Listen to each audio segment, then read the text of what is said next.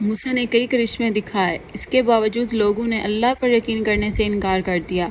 اللہ نے بار بار عذاب بھیجے۔ لوگ موسیٰ سے التجا کرتے اس وعدے کے ساتھ کہ اسرائیلیوں کو آزاد کر دیں گے، لیکن ہر بار وہ وعدے سے منکر جاتے تھے۔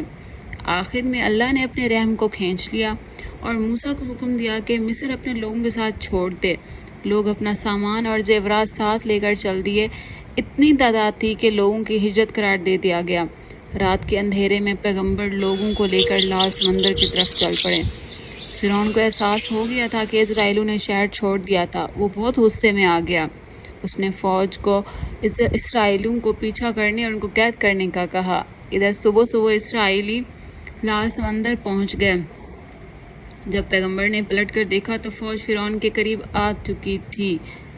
ان کو احساس ہوا کہ وہ جلد ہی پکڑے جائیں گے۔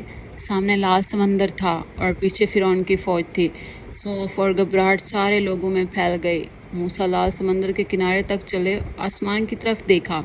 اس وقت موسیٰ پیغمبر کی طرف مڑے اور پیچھے مڑ کر کہا، ہمارے سامنے یہ سمندر ہے، اس کو ہم عبور نہیں کر سکتے اور ہمارا دشمن ہمارے پیچھے سے قریب آ رہا ہے، اب ہم موت سے نہیں بچ سکتے۔ لیکن پیغمبر نہیں گھبرائے، وہ اللہ کا وعدہ پورا کرنے کا انتظار کر رہے تھے اور اسرائیلیوں کو آزاد کرائیں گے۔ اسی وقت اللہ نے پیغمبر کو حکم دیا کہ اپنی چھڑی سمندر میں پھینکو۔ موسیٰ نے حکم کی تعمیل کی۔ ایک طوفانی ہوا چلنے لگی، سمندر چکر کھانے لگا۔ اچانک سمندر دو حصوں میں بٹ گیا اور اچانک ایک راستہ نظر آنے لگا چلنے کے لیے۔ یہ ایک معجزہ تھا۔ پیغمبر اپنے بندوں کو لے کر سمندر کے راستے چل پڑے۔ ان کے دونوں طرف لہریں تھیں۔ پیغمبر نے یقین کر لیا ہر شخص سمندر کے پار تک پہنچ چکا ہے۔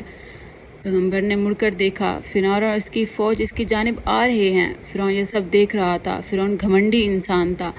وہ اس معجزے کا سنہری فائدہ لینا چاہتا تھا، اس لیے وہ اپنے لوگوں پر چلایا، دیکھا میرے حکم سے سمندر کا راستہ کھل گیا تاکہ ہم ان لوگوں کو گرفتار کر لیں۔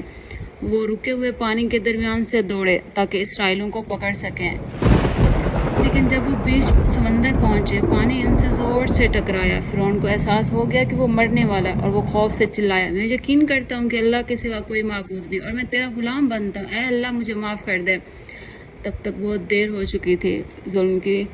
فرعون کی ظلم و زیادتی کا خاتمہ ہوا اور لہریں اس کو کنارے پر لے آئیں۔